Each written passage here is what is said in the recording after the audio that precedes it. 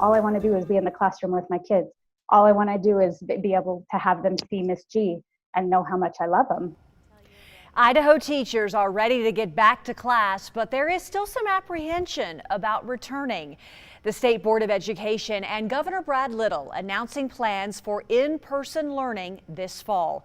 The state released guidelines today for that return, but the main message: specific protocols will be left up to individual districts. So today our Misty Inglet spoke to several local teachers to hear their perspective. So Misty, they're right there in the thick of it. They're in the middle of it all. So what do they have to say about all this?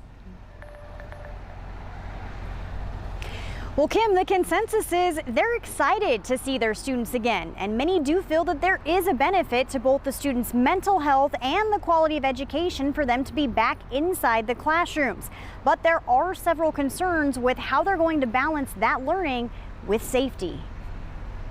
Nobody wants kids back more than their teachers. I seriously would be in a full hazmat suit if it meant I got my kids back. Though most teachers are more than ready to see their students face to face again, there are a lot of questions about how their classrooms will look this fall. One of the biggest questions, how to maintain physical distancing. Teaching elementary, I get those kindergartners that are 5 years old, and keeping them away from each other is sometimes hard. I'm a high school teacher and I have tables.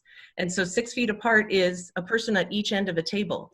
And, you know, in my classroom, that's not going to be much more than maybe 15 or 20 kids. And usually my class sizes are more like 35. I went into my classroom and tried to space out what would 6 feet look like. How many kids could I actually fit in my class? Well, four. I could fit 4 in my classroom. Another big question is, as teachers, should we wear cloth face masks? Should we wear face shields? And how will that affect learning? Performing ensembles such as band and choir, that's going to be a lot harder to play a flute while you have a face mask on. I teach many students who are English language learners, right? And part of acquiring language is really looking at a person's mouth. In addition, my student teacher this fall is hearing impaired, 100% deaf, and so I will have ASL interpreters in my room as well, and they need access to be able to see our mouths for communications. Those aren't the only concerns teachers have. Do I have enough time to sanitize things that I need to between classes? Do I have access to the PPE and the sanitization equipment?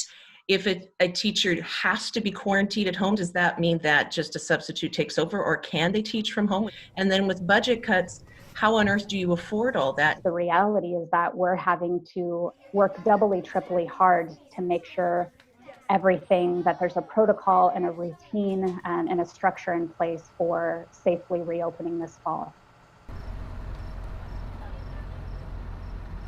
I did speak with a handful of other teachers today who were unable to go on camera, but another big concern among them dealt with hybrid learning and how they're going to balance the students inside the classroom with those who might choose to continue remote learning or learn at home.